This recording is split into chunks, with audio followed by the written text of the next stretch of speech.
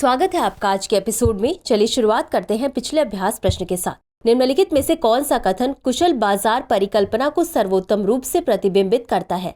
ए, यह सुझाव देता है कि बाजार हमेशा पूरी तरह से कुशल होते हैं तथा सभी उपलब्ध सूचनाओं को सटीक रूप से प्रतिबिंबित करते हैं। बी, इसका तात्पर्य है कि निवेशकों के तर्कहीन व्यवहार के कारण बाजार अक्षम है। सी, इसका मानना है कि उपलब्ध जानकारी का उपयोग करके बाजार से निरंतर बेहतर प्रदर्शन करना असंभव है। डी, यह दावा करता है कि बाजार की कीमतें पूरी तरह से आपूर्ति एवं मांग की गतिशीलता से निर्धारित होती हैं। इस प्रश्न का सही उत्तर है विकल्प सी। चलिए देखते हैं इसके विश्लेषण को। कुशल बाजार परिकल्पना। कुशल बाजार परिकल्पना एक निवेश सिद्धांत है जो मुख्य रूप से यूजीन फामा के शोध के लिए जिम्मेदार अवधारणाओं से लिया गया है, जैसा कि उनकी 1970 की पुस्तक कुशल पूंजी बाजार सिद्धांत और अनुभवजन्य कार्य की समीक्षा में विस्तृत है। कुशल बाजार परिकल्पना का प्रस्ताव है वित्तीय बाजार कुशलतापूर्वक उपलब्ध सभी सूचनाओं को संसाधित और प्रतिबिंबित करते हैं, जिससे निवेशकों के लिए उपलब्ध सूचनाओं का उपयोग करके बाजार से निरंतर बेहतर प्रदर्शन करना जोखिमपूर्ण हो जाता है। चूंकि बाजार में हमेशा क्रेता और विक्रेता दोनों की बड़ी संख्या होती है, इसलिए कीमतों में उतार चढ़ाव हमेशा कुशलतापूर्वक होता है। नतीजतन स्टॉक की कीमतें लगातार अपने वर्तमान उचित बाजार मूल्य पर निर्धारित की जाती हैं। अतः विकल्प सी सही है।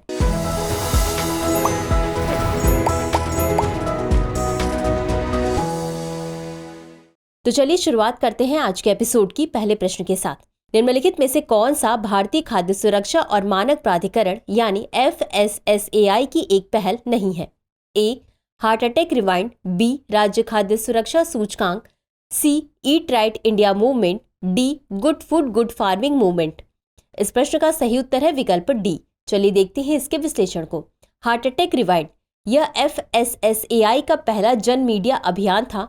राज्य खाद्य सुरक्षा सूचकांक FSSAI ने खाद्य सुरक्षा के 5 महत्वपूर्ण मापदंडों पर राज्यों के प्रदर्शन को मापने के लिए राज्य खाद्य सुरक्षा सूचकांक विकसित किया है। ईट राइट इंडिया मूवमेंट यह भारत सरकार और FSSAI की पहल है। गुड फूड गुड फार्मिंग अभियान को वर्ष 2012 में यूरोप में कृषि और ग्रामीण सम्मेलन के तहत नागरिकों को अच्छे भोजन तथा अच्छी कृषि की मांग करने हेतु प्रेरित करने के लिए शुरू किया गया था। अतः विकल्प डी सही है।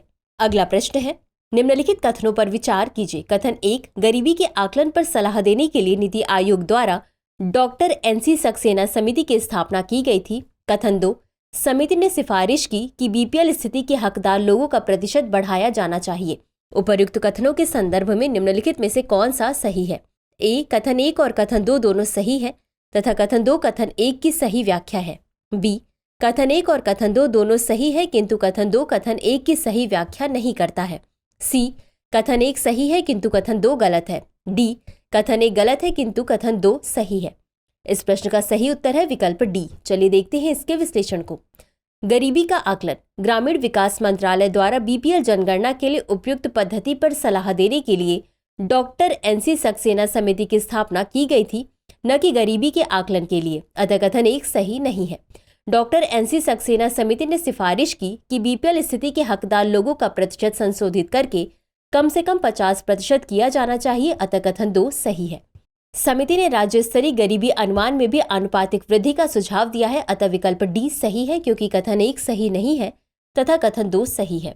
अगला प्रश्न है, फिंटरनेट यानी वित्तीय इंटरनेट के संबंध में निम्नलिखित कथनों पर विचार कीजिए। 1, टोकनाइजेशन और एकीकृत प्रोग्राम योग्य लेजर फिंटरनेट के जुड़वा संबंध है।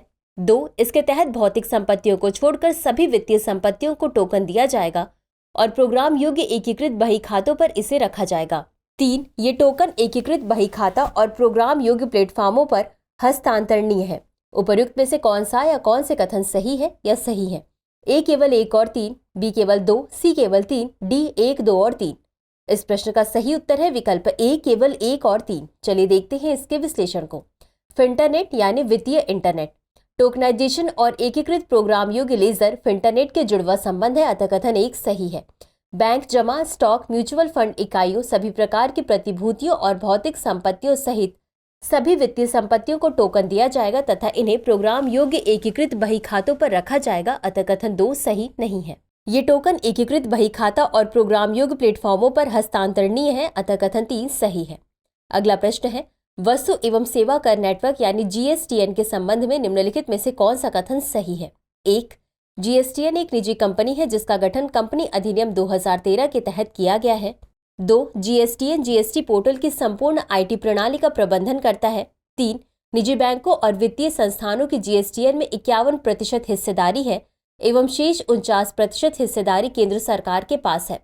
निम्नलिखित कूट का उपयोग करके सही उत्तर चुनिए। ए केवल 1 और 2, बी केवल 2 और 3, सी केवल 1, डी 1, 2 और 3। इस प्रश्न का सही उत्तर है विकल्प ए केवल 1 और 2। चलिए देखते हैं इसके विश्लेषण को। वस्तु एवं सेवा कर नेटवर्क यानी जीएसटीएन।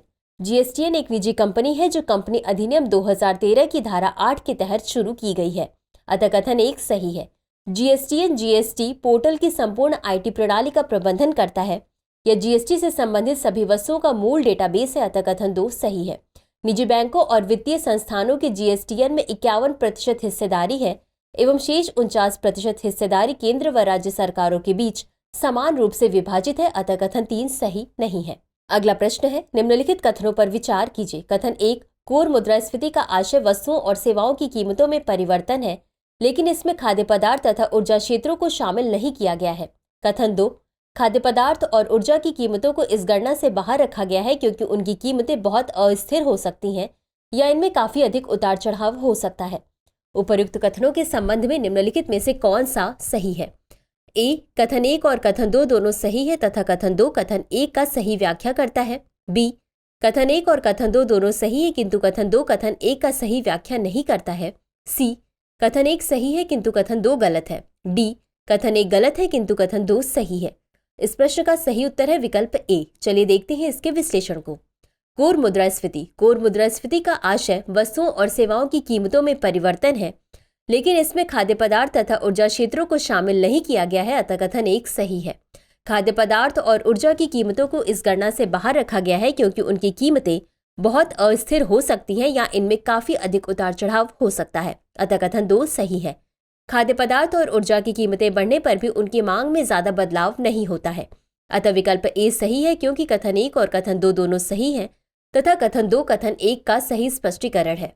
अगला प्रश्न है, भारत वियतनाम द्विपक्षीय व्यापार के संबंध में निम्नलिखित कथनों पर विचार कीजिए। 1, भारत और वियतनाम के बीच द्विपक्षीय व्यापार 2022 में 15 बिलियन अमेरिकी डॉलर तक पहुंच गया। 2, वियतनाम भारत का 15वां सबसे बड़ा व्यापारिक भागीदार है और भारत वैश्विक स्तर पर वियतनाम का 8वां व्यापारिक भागीदार है। उपर्युक्त में से कौन सा या कौन से कथन सही है या सही है? ए केवल 1, बी केवल 2, सी 1 और 2 दोनों, डी न तो 1 और न ही 2। इस प्रश्न का सही उत्तर है विकल्प सी 1 और 2 दोनों। चलिए देखते हैं इसके विश्लेषण को। भारत और वियतनाम के मध्य पारंपरिक घनिष्ठ एवं सौहार्दपूर्ण द्विपक्षीय संबंध है। विगत वर्षों में भारत और वियतनाम के आर्थिक संबंध काफी मजबूत हुए हैं। 2022 में द्विपक्षीय व्यापार बढ़कर 15 बिलियन अमेरिकी डॉलर तक पहुंच गया, अतः कथन 1 सही है। वियतनाम भारत का 15वां सबसे बड़ा व्यापारिक भागीदार है और वैश्विक स्तर पर भारत वियतनाम का 8वां व्यापारिक भागीदार है, अतः कथन 2 सही है। अगला प्रश्न है, संयुक्त राष्ट्र यानी यूएन के संबंध में निम्नलिखित कथनों पर विचार कीजिए। 1, यह वर्ष 1955 में स्थापित एक अंतर्राष्ट्रीय संगठन है और वर्तमान में 193 सदस्य देशों से बना है। 2, इसका मिशन और कार्य इसके संस्थापक चार्टर में निहित उद्देश्यों और सिद्धांतों द्वारा निर्देशित है। 3, संयुक्त राष्ट्र का अग्रदूत राष्ट्र संघ था, एक संगठन जिसकी कल्पना प्रथम विश्व युद्ध की परिस्थितियों में की गई थी। उपर्युक्त में से कितने कथन सही है? ए केवल 1, बी केवल 2, सी सभी 3, डी कोई भी नहीं। इस प्रश्न का सही उत्तर है विकल्प बी केवल 2। चलिए देखते हैं इसके विश्लेषण को। संयुक्त राष्ट्र यानी यूएन वर्ष 1945 में स्थापित एक अंतर्राष्ट्रीय संगठन है। यह वर्तमान में 193 सदस्य देशों से बना है, अतः कथन 1 सही नहीं है। इसका मिशन और कार्य इसके संस्थापक चार्टर में निहित उद्देश्यों और सिद्धांतों द्वारा निर्देशित होते हैं और इसके विभिन्न संस्थाओं और विशेष एजेंसियों द्वारा कार्यान्वित होते हैं, अतः कथन 2 सही है। संयुक्त राष्ट्र का अग्रदूत राष्ट्र संघ था, एक संगठन जिसकी कल्पना प्रथम विश्व युद्ध की परिस्थितियों में की गई थी और वर्ष 1919 में वर्साई की संधि के तहत अंतर्राष्ट्रीय सहयोग को बढ़ावा देने और शांति तथा सुरक्षा प्राप्त करने के लिए स्थापित किया गया था, अतः कथन 3 सही है। अगला प्रश्न है, प्रेरणा एक अनुभवात्मक शिक्षण कार्यक्रम के संबंध में निम्नलिखित कथनों पर विचार कीजिए। 1, कार्यक्रम का उद्देश्य भारतीय शिक्षा प्रणाली के सिद्धांतों और मूल्य आधारित शिक्षा के दर्शन को एकीकृत करना है। 2, यह कार्यक्रम वडनगर में एक गुजराती वर्नाक्युलर स्कूल द्वारा संचालित किया जाता है। 3. यह संस्कृति मंत्रालय की एक पहल है और नवोदय विद्यालय समिति द्वारा कार्यान्वित है। उपर्युक्त में से कितने कथन सही है? A केवल 1, B केवल 2, C सभी 3, D कोई भी नहीं। इस प्रश्न का सही उत्तर है विकल्प B केवल 2। चलिए देखते हैं इसके विश्लेषण को। प्रेरणा कार्यक्रम। प्रेरणा कार्यक्रम का उद्देश्य भारतीय शिक्षा प्रणाली के सिद्धांतों और मूल्य आधारित शिक्षा के दर्शन को एकीकृत करना है, जो राष्ट्रीय शिक्षा नीति 2020 की आधारशिला है। अतः कथन 1 सही है। प्रेरणा कार्यक्रम भारत के सबसे पुराने शहरों में से एक वडनगर, जिला मेहसाणा, गुजरात में 1888 में स्थापित वर्नाक्युलर स्कूल से चलता है। अतः कथन 2 सही है। यह शिक्षा मंत्रालय की स्कूली शिक्षा और साक्षरता विभाग की एक पहल है, जिसे नवोदय विद्यालय समिति द्वारा कार्यान्वित किया जाएगा। अतः कथन 3 सही नहीं है।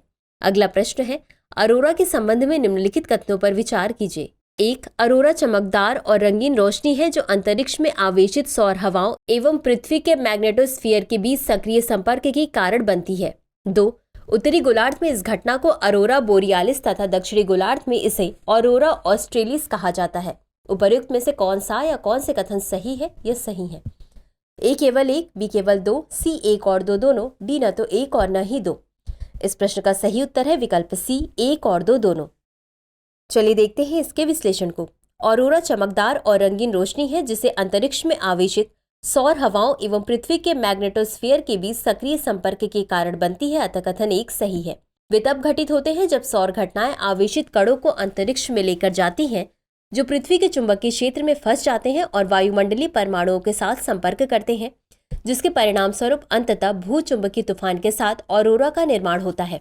उत्तरी गोलार्ध में इस घटना को उत्तरी रोशनी ऑरोरा बोरियालिस कहा जाता है, जबकि दक्षिणी गोलार्ध में इसे दक्षिणी रोशनी ऑरोरा ऑस्ट्रेलिस कहा जाता है। अतः कथन 2 सही है। अगला प्रश्न है, हिम तेंदुओं के संबंध में निम्नलिखित कथनों पर विचार कीजिए। 1. हिम तेंदुए एक शीर्ष शिकारी और ऊंचे पहाड़ों पर पाई जाने वाली प्रमुख प्रजाति है। 2. इनके गुण तेंदुओं की अपेक्षा बाघ से अधिक समानता रखते हैं। 3. इसे IUCN रेड लिस्ट में गंभीर रूप से लुप्तप्राय के रूप में सूचीबद्ध किया गया है। उपर्युक्त में से कितने कथन सही हैं? A केवल 1, B केवल 2, C सभी 3, D कोई भी नहीं। इस प्रश्न का सही उत्तर है विकल्प B केवल 2। चलिए देखते हैं इसके विश्लेषण को। हिम तेंदुआ। हिम तेंदुए शीर्ष शिकारी और एक प्रमुख प्रजाति है जिनका अस्तित्व उच्च तुंगता वाले पर्वतीय पारिस्थितिकी तंत्र की स्थिति को निर्धारित करता है। अतः कथन 1 सही है। हालांकि इन्हें हिम तेंदुआ कहा जाता है, किंतु इस बिग कैट के गुण तेंदुए की अपेक्षा बाघ से अधिक समानता रखते हैं। अतः कथन 2 सही है। International union for conservation of nature यानी IUCN के संकटग्रस्त प्रजातियों के रेड लिस्ट में हिम तेंदुओं को सुभेद्य के रूप में वर्गीकृत किया गया है। अतः कथन 3 सही नहीं है। तो चलिए अंत में देखते हैं आज के अभ्यास प्रश्न को। लानीना के संबंध में निम्नलिखित में से कौन सा कथन सही नहीं है? A.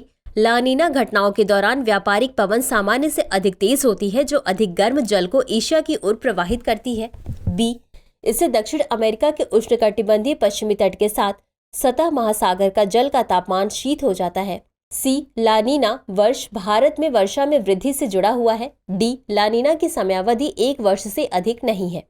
इस प्रश्न का उत्तर कमेंट बॉक्स में जरूर दें। आज के लिए बस इतना ही। धन्यवाद। डियर व्यूअर्स, अपने एग्जाम की तैयारी को और बेहतर करने के लिए हमारे चैनल को लाइक, शेयर और सब्सक्राइब करना न भूलें।